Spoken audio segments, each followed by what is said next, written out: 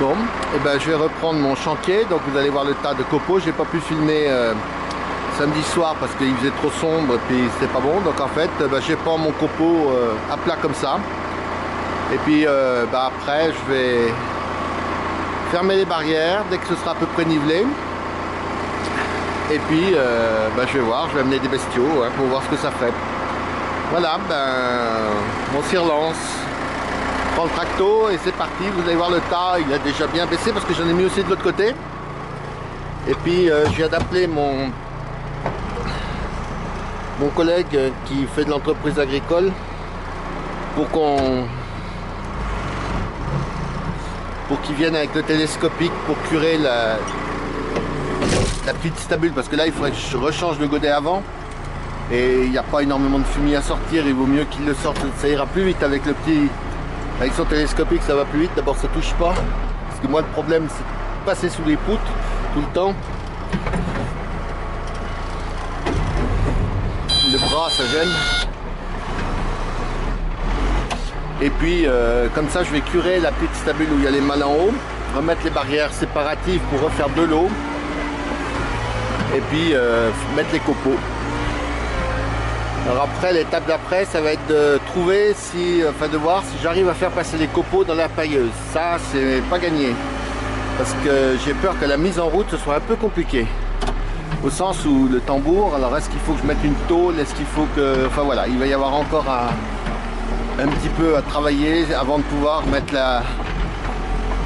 utiliser la technique. Par contre, si la technique marche, c'est au moins 100 bottes de paille économisées pendant l'hiver. Enfin, j'espère. Ce qui veut dire que... Ce qui me permettrait de travailler un peu différemment, au sens où si j'arrive à faire réellement ça, je peux économiser du foin, parce que je pourrais donner de la paille avec un complément à mes vaches. Voilà, on va faire un tour pour vous montrer. Alors c'est galère parce qu'il faut pas que je touche derrière, c'est en pente. Enfin, on y arrive quand même, faut pas dire, puisque vous avez vu, j'en ai déjà mis une bonne partie.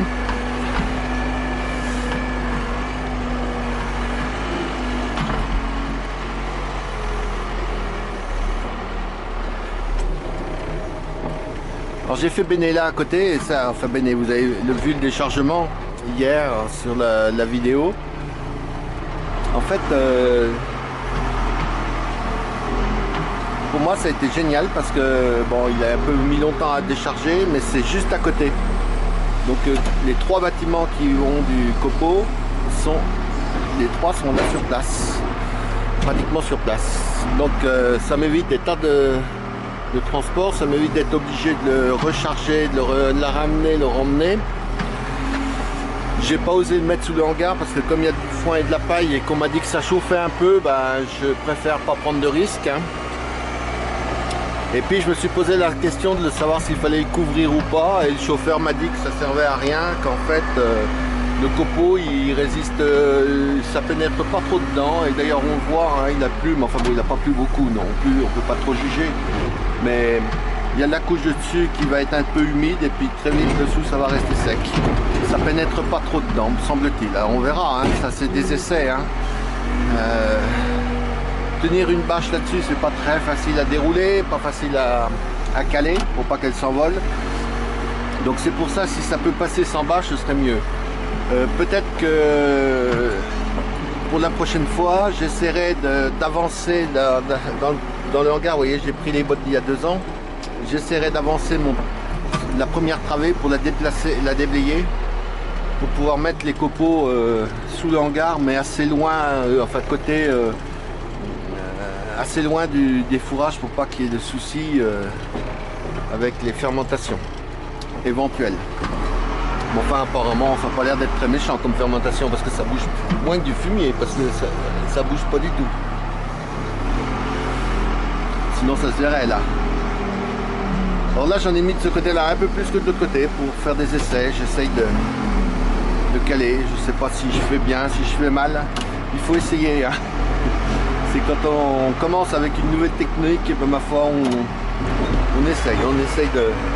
Si je si je peux l'écarter, enfin le mettre après avec la pailleuse, je vais vous dire, ça va. Là, je rentre un deuxième camion très vite pour être sûr d'en avoir et stocker.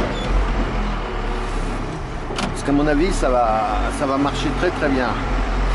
Et là, l'avantage aussi, c'est que ça fait une couche qui est... Enfin, j'ai regardé déjà le comportement de la couche comme ça. On va voir. Hein.